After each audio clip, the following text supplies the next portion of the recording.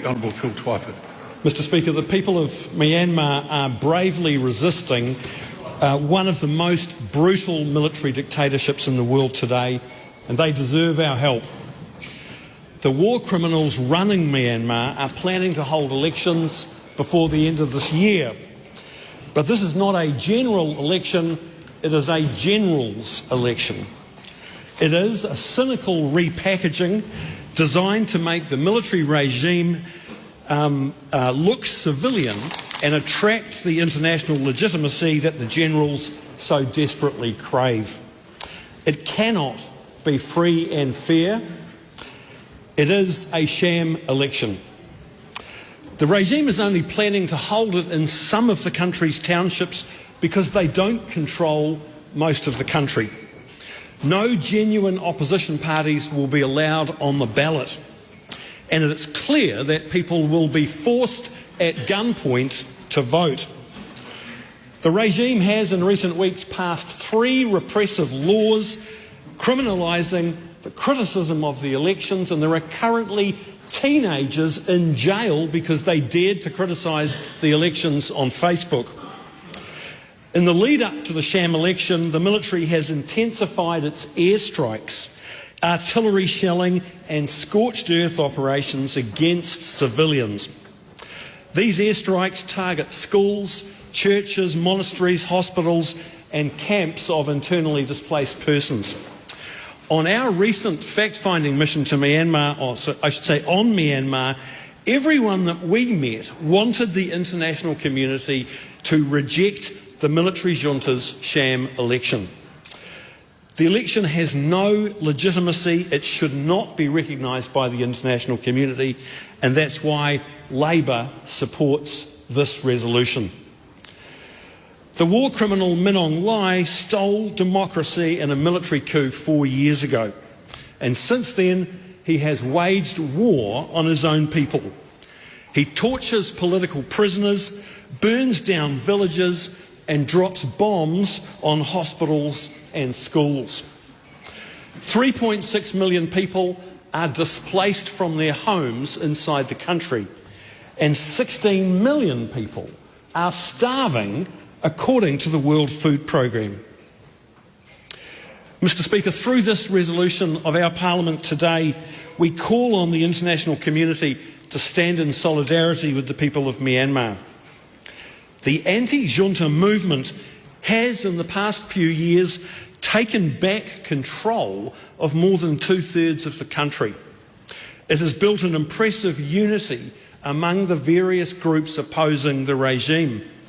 and it has advanced a constitutional process to establish an interim government based on the principles of federal democracy. Our fact-finding mission from this Parliament heard firsthand from people all over Myanmar who are building a new society and new forms of government in the liberated zones. They call it a bottom-up federal democracy. Mr Speaker, the Myanmar junta is destabilising ASEAN, one of New Zealand's most important relationships. The junta's war is the biggest cause of forced displacement in Asia. Under the generals, Myanmar is the source of most of the methamphetamine that makes its way to New Zealand. It is a leader in human trafficking and home to the notorious scam centres that swindle money from New Zealanders. We urge the New Zealand government and other liberal democracies to step up and work alongside our friends in Southeast Asia to reject and isolate the military regime and stay true to the cause of democracy in Myanmar.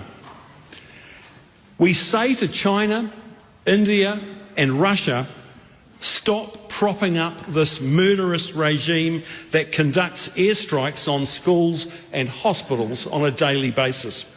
Stop funding them, stop doing business with them, stop